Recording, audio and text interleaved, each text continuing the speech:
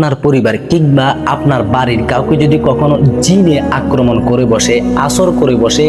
জিন লগে থাকার কারণে, সাথে থাকার কারণে সে নানান পাগলামি করে, তার পরিবারের কিংবা আপনি নিজেও তাকে নিয়ে অনেক টেনশন করেন, কোনোভাবেই এই জিনটাকে তাড়াতে পারতেছেন না, কোনো ওজাবদ্ধ কবিরাজ কিংবা কোনো হুজুরের দরকার হবে না। আপনি নিজেই যদি ওযু করে কোরআন শরীফের একটি আয়াত পড়ে ওই জিনে আক্রান্ত ব্যক্তিটাকে ফু দিতে থাকেন, ওই জিনটা শুধু চলেই যাবে না, বরঞ্চ এই কোরআনের আয়াতের এতই শক্তি, এতই পাওয়ার কোরআনের তাফসীরের মধ্যে এসেছে, এই আয়াতটা পড়ে পড়ে কেউ যদি জিনে ধরা ব্যক্তিটাকে ফু দিতে থাকে, ওই জিনটার গা জ্বলে পুড়ে আঙ্গার হয়ে যাবে, সে বশীভূত হয়ে যাবে। আমি কোরআনের কথা বলছি, কোরআনের শক্তির কথা বলছি। আয়াতটা হলো সূরা বুরুজের 10 নম্বরের আয়াত, ইন্নাল্লাযীনা ফাতানুল মুমিনিনা ওয়াল মুমিনাতি সুম্মা লাম ইয়াতুবু ফালাহুম আযাবু জাহান্নাম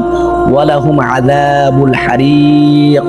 এই আয়াতটা সূরা বুরুজের 10 নম্বরের আয়াতটা পড়ে পড়ে জিনে ধরা ব্যক্তিকে যদি আপনি ফু দিতে থাকেন, একটা সময় সে বশীভূত হয়ে যাবে, জ্বলে পুড়ে আঙ্গার হয়ে যাবে, জিনে ধরা ব্যক্তিটাকে ছেড়ে দিয়ে সে চলে যাবে।